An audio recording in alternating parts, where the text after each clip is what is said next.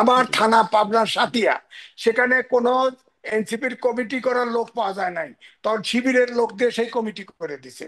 আবার এনসিপির সদস্যরা কিন্তু ওই পর্যায়ে গেছে।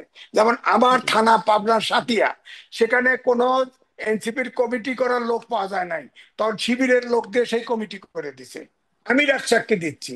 এখন আমি ওই ফরিদ সাহেবকে আমি বলে দিলাম পাবনার সাতিয়া থানায় সব শিবিরের লোক দিয়ে এনসিপি করা হয়েছে, তো জামাত করে দিবে, সমস্যা নাই, তারা করে দিবে।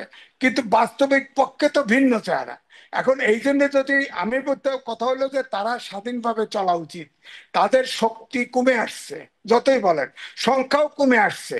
এখন তারা তাদেরকে ব্যবহার ডক্টর মোহাম্মদ ইউনূসও করছে, কায়দা করে করে ইসলামিক দলগুলোও কিন্তু করতেছে।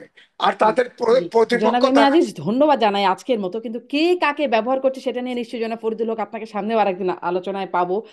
এনসিপি কে কেউ ব্যবহার করছে, এনসিপি কাকে ব্যবহার করছে, আর অন্য কেউ ব্যবহার করছে বা ব্যবহৃত হচ্ছে কিনা। অনেক ধন্যবাদ জনাব ফরিদুল হক। জনাব এম এ আজিজকে দেখতে পাচ্ছি না যদিও, ধন্যবাদ জনাব এম এ আজিজ, আপনাকেও ধন্যবাদ।